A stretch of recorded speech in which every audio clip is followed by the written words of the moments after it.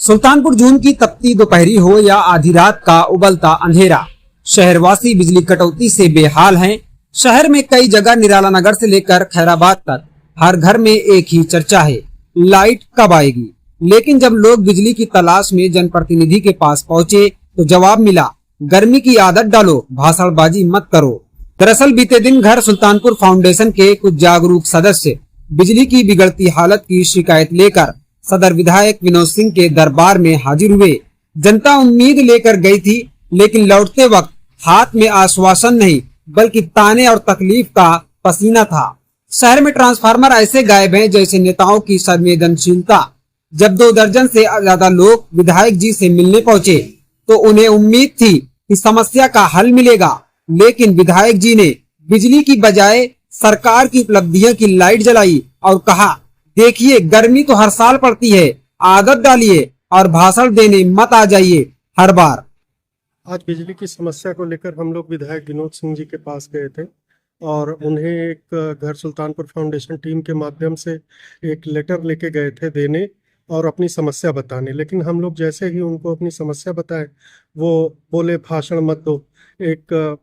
कई लोग मोहल्ले के जैसे कुछ न कुछ बताते समस्या, वो बीच में सिर्फ अपनी ही बात रखते कि भाषण मत दो, भाषण मत दो, मेरी बात सुनो, भाषण मत दो।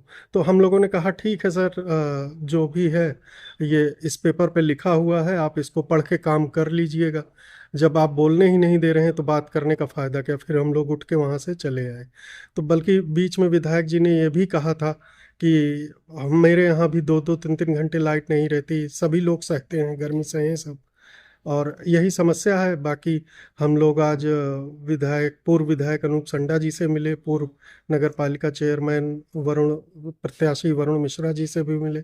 सबसे बड़ा अच्छा सपोर्ट मिला, लेकिन विधायक जी से थोड़ा मन दुखी है। शहर के लोग बिजली जाने के बाद पंखा झलने से ज्यादा ट्वीट और शिकायतें झल रहे हैं, लेकिन अफसोस गर्मी बढ़ रही है और जनप्रतिनिधियों की संवेदना घट रही है। अब देखना ये है कि इस राजनीतिक हीटवेव के बाद जनता अगली बार वोट की बिजली किस खंबे पर गिराएगी। फिलहाल तो लोग यही कह रहे हैं, बिजली गई, नींद गई और अब उम्मीद भी जा रही है।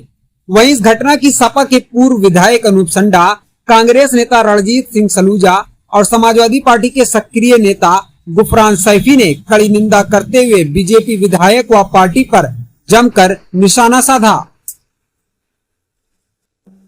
मेरे पास भी कुछ विवेक नगर, निराला नगर के और शहर के अन्य क्षेत्रों के युवा आए थे, जिन्होंने बताया कि वो लोग अपनी मोहल्ले की विद्युत की समस्या से बहुत परेशान हैं। माननीय विधायक जी के पास वो गए थे और वहाँ पर जो जवाब मिला उससे संतुष्ट नहीं थे।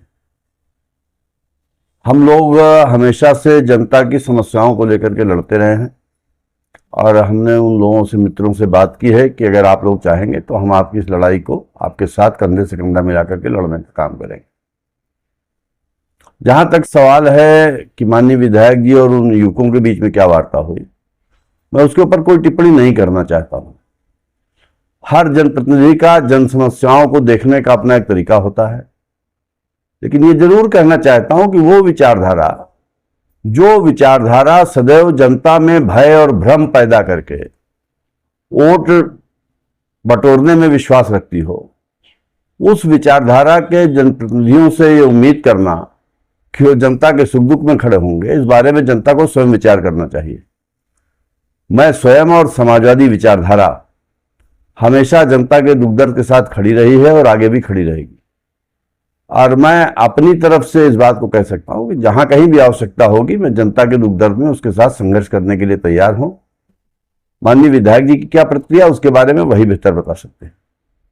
तो क्या कहेंगे? देखिए, उसमें हम ये कहेंगे कि जो संस्था के लोग उनके पास गए थे, बिजली की समस्या इतनी भयंकर है इस जिले में, मतलब लोगों को जो ये 24 घंटे कहते थे, मतलब 1 घंटे भी इनको जो है बिजली नहीं मिल रही है, उससे त्रस्त होके जो एक सामाजिक संगठन है जो समाज के लिए करता है, जिले के लिए, जिनका नाम है, उन्होंने जो है नगर विधायक को इसकी सूचना देने के लिए उनसे मिलने गए और जिस तरह का नगर विधायक ने जो है उनको जवाब दिया, ये बहुत ही निंदनीय है। निंदनीय इसलिए है, कभी वो एक आम नागरिक की तरह ऐसी त्रासदी को अगर झेलते तो उनको एहसास होता गर्मी क्या होती है, बच्चे कैसे प्रभावित होते हैं। वो तो सुविधा भोगी हैं, उनके पास सुविधाएं हैं, तो वो उटपटांग बयानबाजी कर रहे हैं। लेकिन जो एक आम आदमी है, गरीब आदमी है, उसको बिजली ना मिलने की वजह से ना उनको जो है अपने रोजी रोजगार के लिए जा पा रहे हैं, रात रात भर वो जाग रहे हैं, दिन में कहीं जा नहीं पा रहे हैं, बच्चों की पढ़ाई प्रभावित हो रही है, किसानी प्रभावित हो रही है।